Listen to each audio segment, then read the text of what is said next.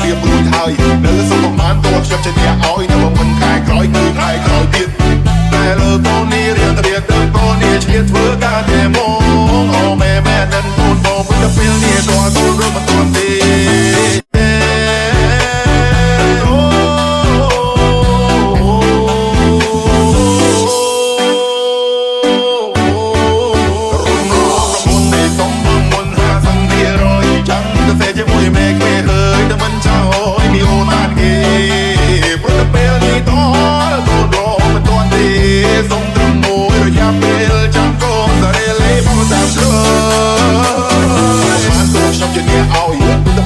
ខ្ញុំត្រៀមរួចហើយនៅសុំប្រមាណតខ្ញុំជាអ្នកឲ្យតែមិនខែក្រោយគឺខែក្រោយទៀត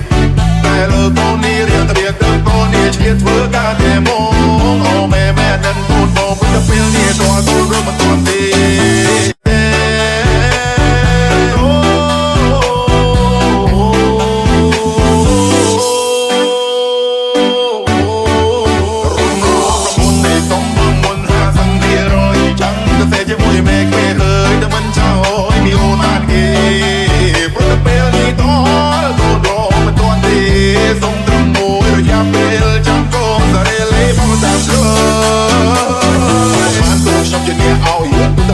ខ្ញុំត្រៀមរួចហើយនៅសុំប្រមាណតខ្ញុំជាអ្នកឲ្យតែមិនខែក្រោយគឺខែក្រោយទៀត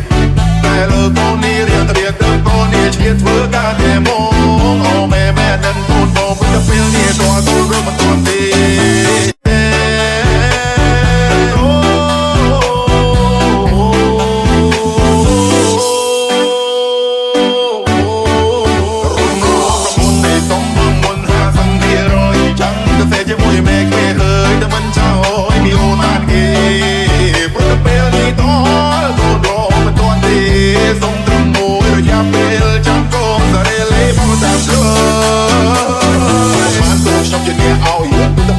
ខ្ញុំត្រៀមរួចហើយនៅសុំប្រមាណតខ្ញុំជាអ្នក